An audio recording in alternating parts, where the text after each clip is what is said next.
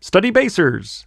In Study Bass Fundamentals 1, I introduced you to time signatures, which indicate music's meter or time. So far throughout the Study Bass lessons, the exercises have been mostly 4/4 time. There have been a few in 6/8. Now you'll remember that 4/4 time is also known as common time because it's so common. And musicians often feel comfortable and at home in 4/4, but a lot of music is in other meters. So in this lesson block, we're going to look more thoroughly at meter and time signatures.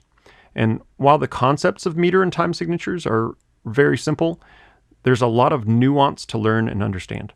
And understanding these nuances will help you play in meters other than 4/4 and open up many new worlds to you. What is meter? Well, in general, the word meter just means a measure of something. So you've seen its linguistic roots in other words like metric or symmetry or semester. And in music, meter is the measure of how recurring rhythmic pulses are organized.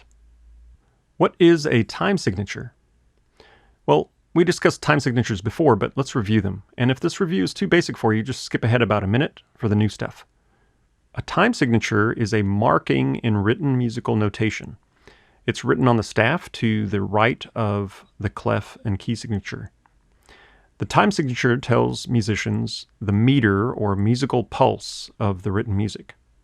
A time signature consists of two numbers written one on top of the other. So the top number tells you how many beats there are in each measure or bar, and the bottom number tells you what note value the beat is. So a 1 would mean a whole note, a 2 would mean a half note, 4 means a quarter note, 8 is an eighth, 16 a 16th, and so on. In written music, measures are divided by bar lines, and the rhythms found in each measure must always add up to the number of beats in the time signature.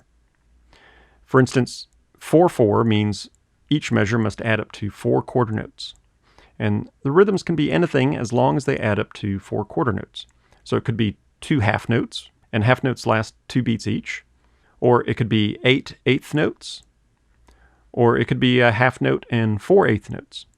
So any combination is possible as long as they add up to the number of beats in the time signature. So meter is the pulse of the music, and a time signature is the written musical symbol describing it. But musicians often use these terms meter, time, time signature interchangeably. So musicians may say, "What's the meter?" or "What time signature is it in?" or "This is in 6/8 time." And sometimes musicians might just describe the number of beats. "Oh, we play that song in 7." So as you understand meter better, you'll know what other musicians are talking about. Time signatures tell you how to count the music, but there's a lot more to it than that. So time signatures not only convey the count, but how to feel, play, and accent the music. And you're going to see that some time signatures are commonly associated with particular styles, like a march or a waltz or an Irish jig. And time signatures give you this immediate idea of how the music should sound right at the beginning of the written music. You'll see a lot of people describe time signatures as a fraction. And 4/4 and 6/8, they're definitely fractions, but I don't like time signatures explained as fractions because most of us were taught in school to reduce fractions whenever possible. So 4/4 should become 1/1, and 6/8 should reduce to 3/4, right? Well, in math, yes, but not in music. So in music, different time signatures exist for different musical reasons, and you shouldn't reduce them. So if you reduce time signatures, you're going to change their musical meaning. And as we discuss more about various meters in the coming lessons, you're going to understand the musical differences that various time signatures are telling you. So while you can view time signatures as fractions, don't make the mistake of reducing them. So there's a very important musical reason why it's not reduced. So why do we need meter? Why can't we just count any number of beats we want? Or why do we count at all? Well, it's true that if you can play the music properly, counting or awareness of meter might not even be necessary. And as you get comfortable with various meters, you'll see that you won't need to count them. You'll just feel them or sense them. But the meter is there whether or not you count it. And you have to remember that a lot of music theory simply exists to help musicians communicate with each other and to play together. So meter helps all of the musicians count and keep their place, describe the music, and just connect rhythmically. And without a common language and understanding of meter, things would possibly fall apart and not sync up or just be confusing. What decides meter? Well, meter comes from rhythmical patterns in music, and as those patterns repeat, they suggest a measure of time. So in most cases, all of the instruments play together in the same meter, and what every instrument plays helps to establish the music's meter. So if you hear some instruments play something like this,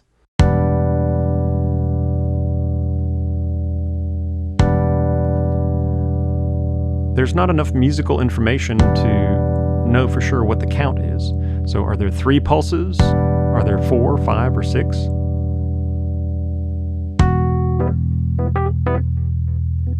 But as more rhythms and accents are played, the count starts to reveal itself.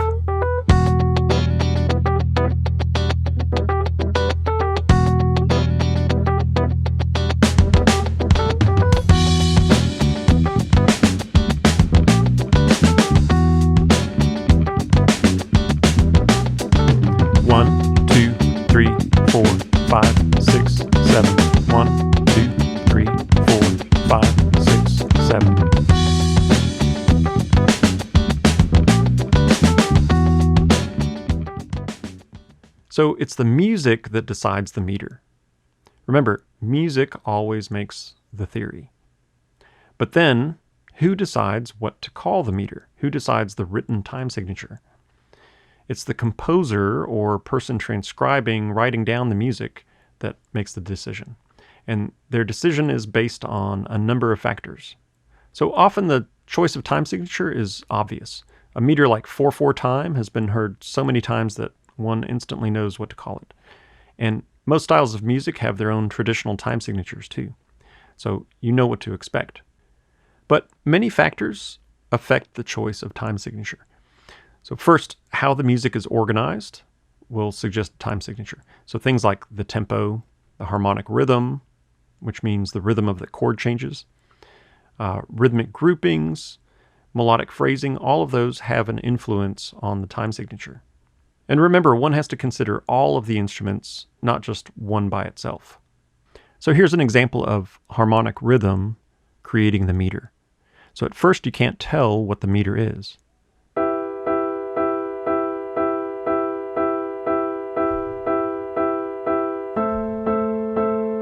One, two, three, four. 1, 2, 3, 4. 1, 2, 3, 4.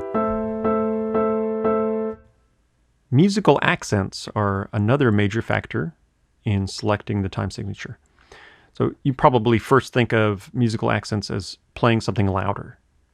These are known as dynamic accents. So here's a kick drum with dynamic accents. 1, 2, 3. 1, 2, 3. Dynamic accents are very common, but music has other types of accents as well. So pitches, like a very high note or a very low note, can create an accent. And these are called tonic accents.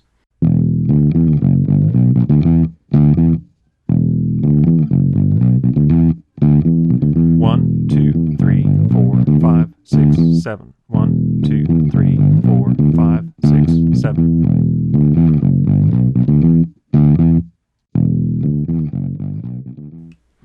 A note or chord's duration can also create an accent, and these are called agogic accents.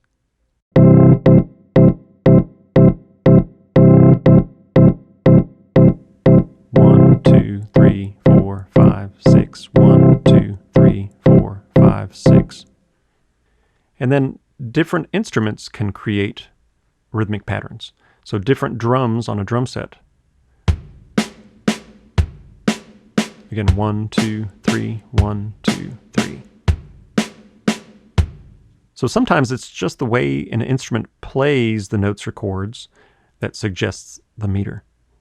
So here's a guitar, and its strum pattern creates the meter.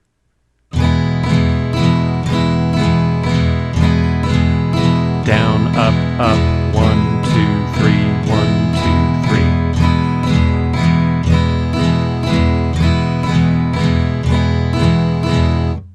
So any element of music has the potential to suggest a meter. So here is a synthesizer where the timbre creates the pulse.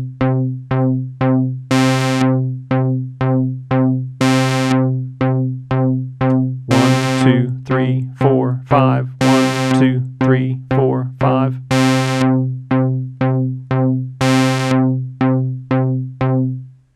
You can create accents and rhythmic patterns with just about every element of music. So there are still other considerations for selecting a time signature.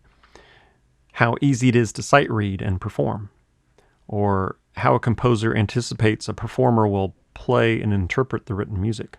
For example, performers might play eighth notes more lightly than quarter notes. And if the music piece will have a conductor, they might consider how easy it is to conduct. So the music decides the meter, and the composer or transcriber decides what to call it in the form of a written time signature. And often the choice is obvious and simple, but other times there can be several good answers and interpretations. Now, in the next lessons, we'll be looking at the finer details of meter and time signatures.